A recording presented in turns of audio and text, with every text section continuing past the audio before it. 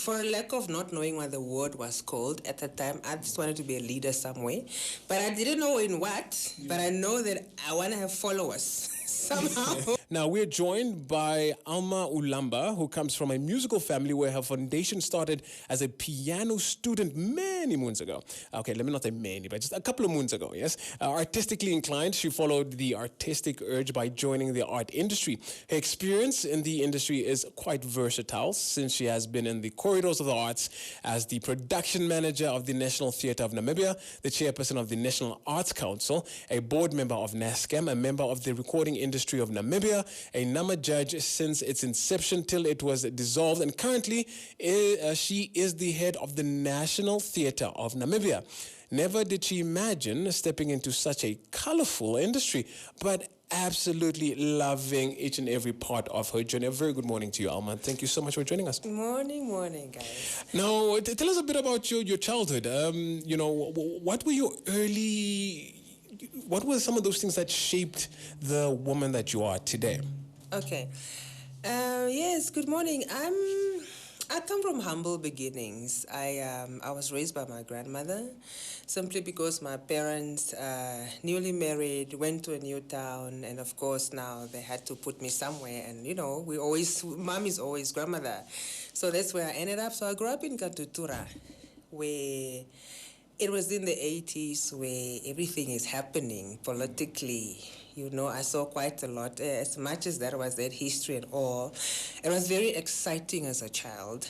I was surrounded by strong women.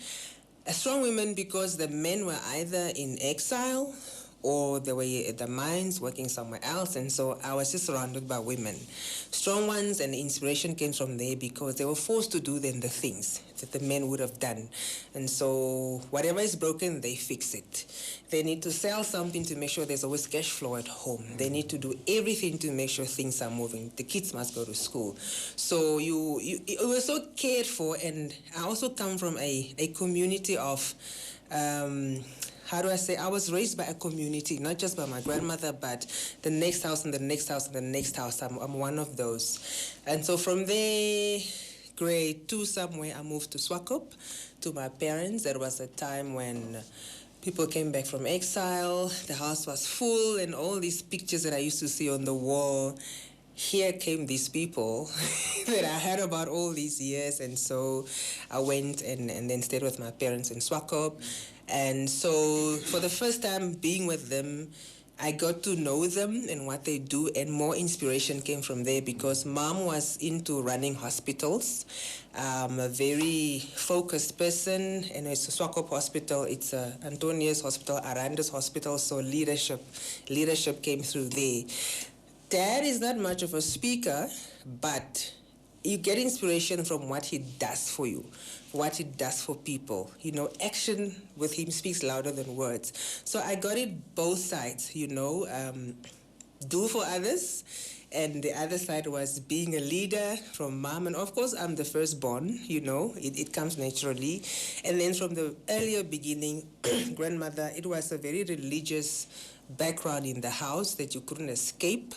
But I'm glad it was like that because it built me more as a person, because it was everything based on waking up with a prayer. By the time you go to bed, it's a prayer again. So as a child, it's like, it's this again. You roll your eyes because this grandmother, But today, believe it or not, I also go to bed with a prayer and I wake up with a prayer because I feel it feeds my soul as a person, right, because it's where I'm coming from and I believe in it. Yes. Absolutely beautiful. Yeah. What was your biggest dreams when you were running the streets of Katutura and in Swakop? What did you want to change in this world? What did you want to do? Okay. Again, I was having leaders around me, and so I felt like I want to be, for a lack of not knowing what the word was called at the time, I just wanted to be a leader somewhere, but I didn't know in what, but I know that I want to have followers somehow, people that I must be the one on top of them, and now I know, of course, it's called leadership, because my grandmother was a church elder. She was always up there.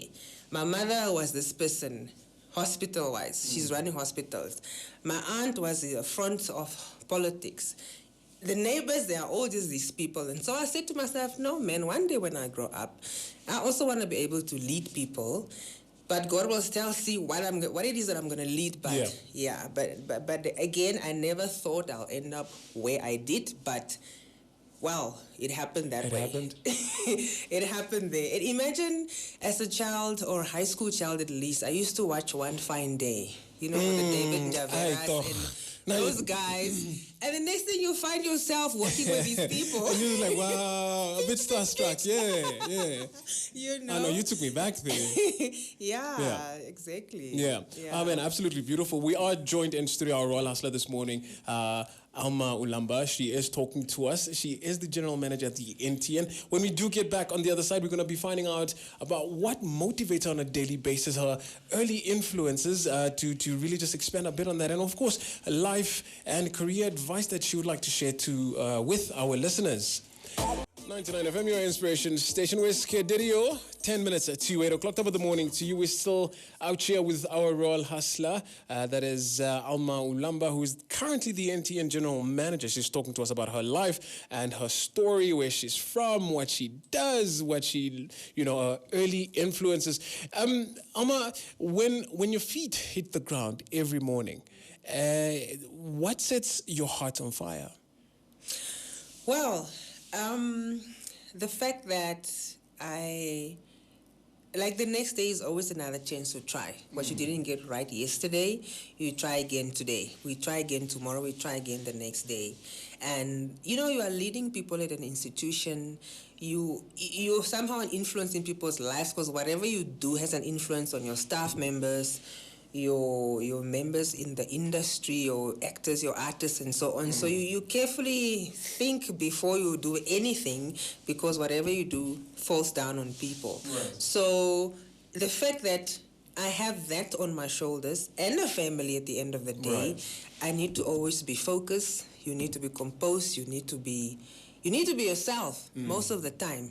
Actually, all the time. You need to be yourself, right. Because if you're going to be someone else's personality, right. what are you at the end of the day? Right. So I think the best thing is just to be focused, to be committed. Committed is another thing. And just to be yourself most of the time. That will take you through the day. Earlier, you spoke about your early influences, and it was really your formative years. Yeah. Your parents, the neighborhood, and then just people that were with you when you were younger. In your adult life, and your professional career, are there any notable mentions that you can think of that have also been quite impactful in shaping you today? My first boss at NTN, his name is Mr. Ernst Herma. I walked in there straight from varsity, and there I am second in charge. Like, how does that just happen? Yeah. Nog not achter die oren, and you're just like, you, come here. Right. And then you're going to have all these people under you've never worked before. Right. You don't know anything about the label or nothing. And this guy was like, oh, wow, I need to teach you. Right. And he was quite my teacher. It's like budgeting, management, what to do, what not to do. I learned so much from Mr. Ernst Herma. I think he really gave me what I needed to start myself in this industry. Right. And as I went on, I was able to practice whatever he instilled in me. Right. And until today, I thank him for that. And then the other person was Professor Aldo Behrens. He's a very aged man. Right. But they have these small utterances like Almighty. Yeah. Yeah. Almighty. Yeah. As much as he thinks he's just saying, I'm really taking it in. Right. And then I had David Njavera the late. Yeah. As much as he said things jokingly. Yeah. And there was a lot of wisdom behind. There's a lot of wisdom that he would give me all the time. He was like, you are the GM, but you're not an artist, because I'm not an artist. I'm an administrator. But when you look at productions and for you to approve things and for you to spend money on something, you must look at this and this and this. Right. Don't just go for it because it's popularity contest going on. Right. You know, you must look at this, and then when you go and assess a production, look at 1, 2, 3, 4, 5, you know, and I took that from him as well. So it's quite a couple of people that just open up my eyes to certain things. Yeah. Sometimes it's just like the smallest of a person. My colleagues have kids who come into the office every day.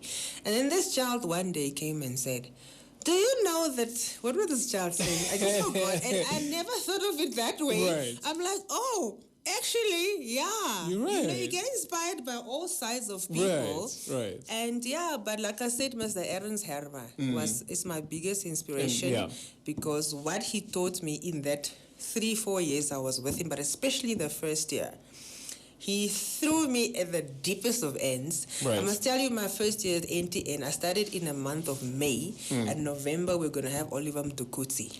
I've never met him. I don't know how to bring people in the country. Right. He's got to go. And I was like, yeah, no, just figure it out. Wow. How do I figure it out now? And this is a huge artist. Yes, you know.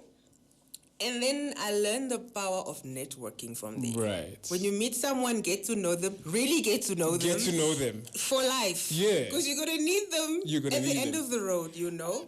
So, yeah. Amma, we are running out of time, unfortunately. Yes. But before we let you go, any life or career advice you'd like to share with our listeners? If there's that young woman or that young man just listening to us right now and so inspired by your story, what would you leave them with? I would say believe in yourself. Follow your heart. Don't get derailed by other things of the world and have passion. If passion is driving you, go for what is in your heart so that you can make a success of what you are going to do. Passion, hard work, believe in yourself. That's basically what I'll Passion, belief, and hard work. Yes. Words of hard work never killed anyone. Never did. Alma Ulamba, who is the NTN General Manager, talking to us about her life and just spreading and sharing some inspiration. Thank you so much, Alma, for making time out. We really appreciate the time that you've taken and sharing your story with us. Thank you for having me as well. That was Royal Hustler for this morning. 99 FM, your inspiration station. I'm going to play you a song. Mariah Carey, Always Be My Baby. Okay, thank you. 99 FM.